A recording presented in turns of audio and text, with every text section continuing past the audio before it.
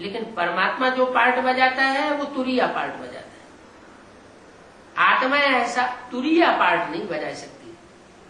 तुरीया माने बिल्कुल अलग, और आत्माओं के मुकाबले उस सुप्रीम सोल को संग का रंग नहीं लगता। ये तुरीया पार्ट है। क्यों? क्योंकि वो गर्भ से जन्म नहीं लेता। गर्भ से जन्म क्यों नहीं लेता? इसलिए नहीं लेता कि उसका पाप पुण्य बनता ही नहीं।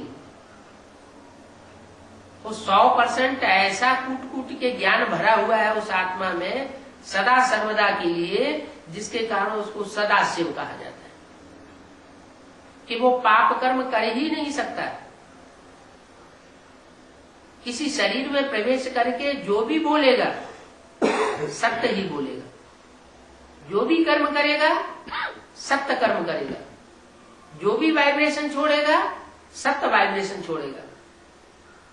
जिन्हें जिन्हें भी दृष्टि से देखेगा वो सत्य दृष्टि सत्य सृष्टि का निर्माण करेगी। कलयुग का निर्माण नहीं कर सकता। परमात्मा आता है पाप की दुनिया को नष्ट करके और पुण्य आत्माओं की दुनिया बनाने के लिए। ये काम दुनिया में और कोई नहीं कर सकता है। कोई मनुष्य आत्मा नहीं कर सकती। रामकृष्ण की आत्मा भी ये कार्य नहीं कर सकती अगर परमात्मा उनमें प्रवेश न करे।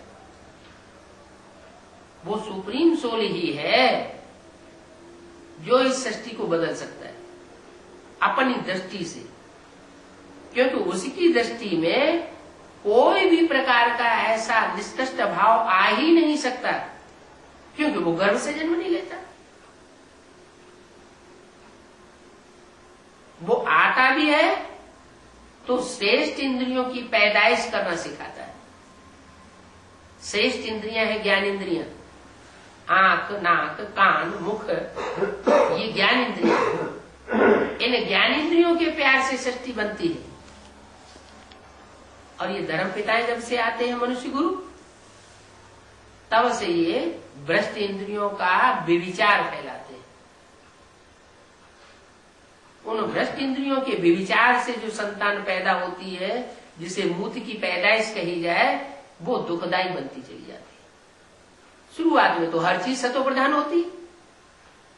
द्वापर के आदि में जब इब्राहिम आए और मूत की पैदाइश शुरू हुई, उस समय ये पैदाइश भी इतनी दुखदायी नहीं थी, सात्विक स्टेज में थी। फिर धीरे धीरे